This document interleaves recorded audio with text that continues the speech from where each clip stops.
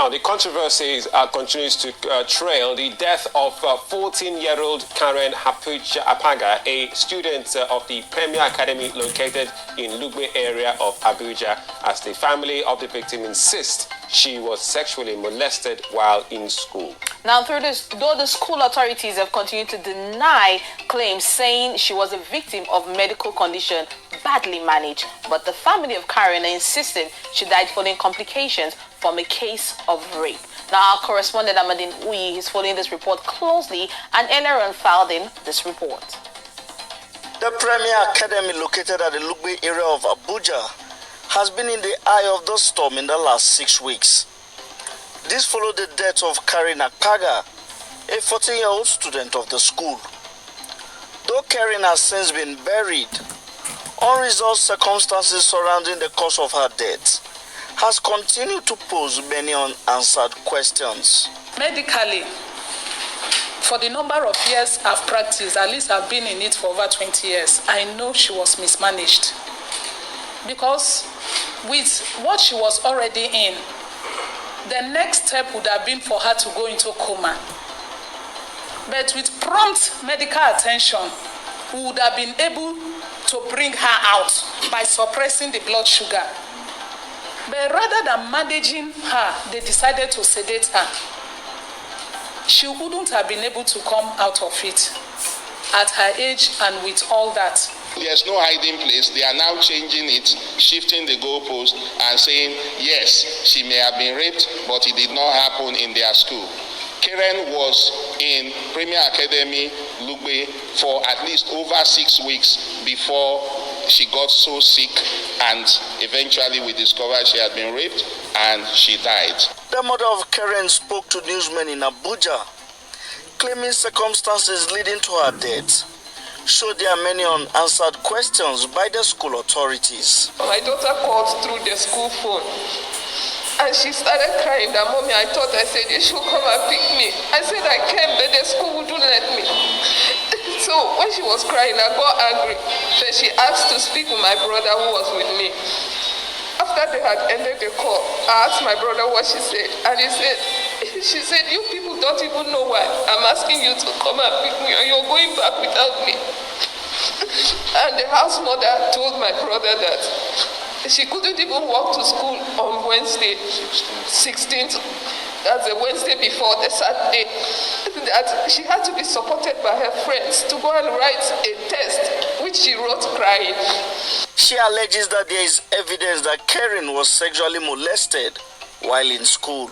I rushed her to the clinic. When we got there, in the process of giving her drip, they said because she was too weak, they had to insert a catheter in her. In the process, they saw a discharge. They tested that and found that it was condom. And then when they tested the urine, they said it contained dead spermatozoa. And then throughout her stay, even though she was in a semi-conscious state, she was fighting and shouting, "Please, just let me go and pee." The police are calling on all parties to sheathe their sword till an autopsy earlier conducted on Karen, with a medical report being expected, is finally released to the public. However, friends and family of Karen say they have lost confidence in the ability of the FCT Police Command to handle the case. They are insisting they want the case transferred out of the command.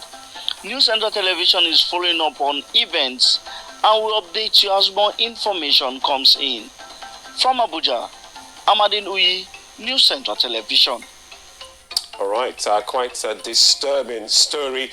This one even gives me cringes in my voice. But we're joined yet again, this time by Amadin Uyi, our Abuja correspondent. Amadin, good morning. This is really gathering a real eye of the storm in Abuja, the FCT, the capital. Tell us, what's the latest on this story, Amadin? You've been following.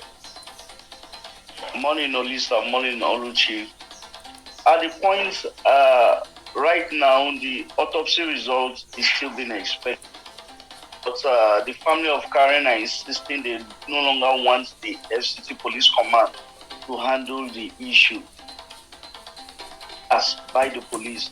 But the police are saying, let the medical report come out. out.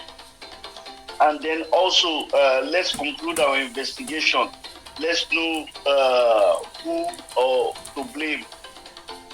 And for now, she has been buried, but her death still poses a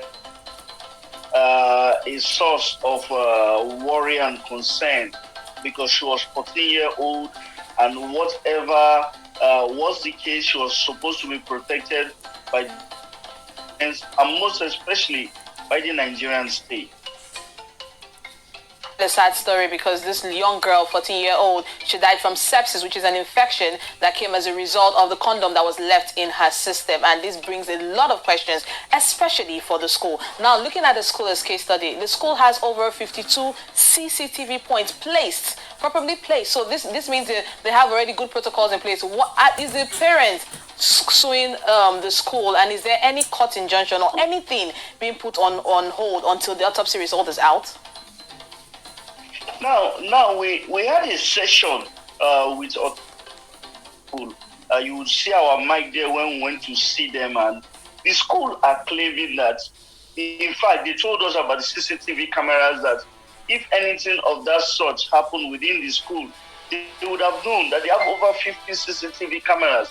They also said that between the time Karen left the school premises and was taken by her mother before she was admitted, there was a 48-hour margins, 48-hour space of time within that time, that they suspect that if anything happened to her, it could well have happened to her within that 48 hours. But they said they don't want to rule out the fact that it happened in the school. That let the autopsy results come out, because they still doubt the claims by the parents that she died from infection following her ordeal in the hands of the sexual predator. Karen had been diagnosed with diabetes since the age of 9, and she was on insulin twice daily. That the school made sure that two insulin jabs.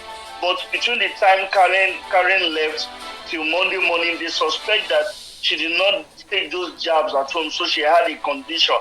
In fact, the matron of the school said that when she heard that Karen had been admitted on Monday, she rushed to the clinic and saw that Karen was in a state of coma.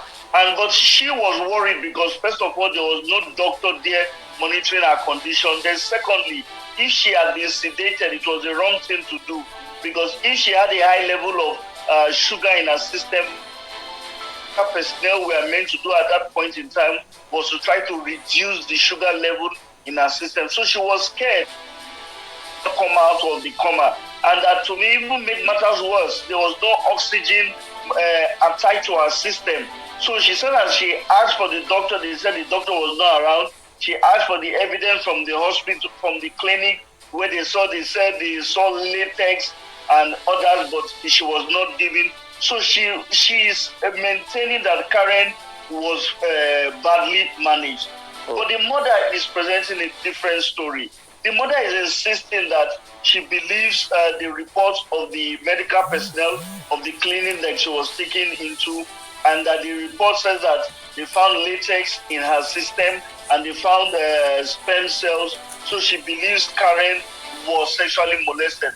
But the argument now is, when was this act done? Was this done in the school before Karen called for her parents to come and take her home? Or did it happen within that 48-hour period when she was no longer in the protection of the school? So there are so many unanswered questions. We are waiting for the police report. The police have begun their investigation. They started questioning people. They've questioned her friends, questioned staff of the school, and are saying that, hold on, let our investigation come in. But already, those who are pushing for justice are saying they don't trust the police. They believe there is bias. They want the case transferred, and they want an independent investigation. All right, as always, fantastic coverage and follow-up, Amadin Uyi, Abuja-based correspondent, for bringing us the latest as regards this case, the death of a 14-year-old in that school out there in Abuja. Amadin, we'll come back to you for more. Thank you very much. Thank you, Lisa. Thank you, Oluchi. All right, you're watching Breakfast Central on News Central. I have a recap of the headlines. So far, so good on the program today.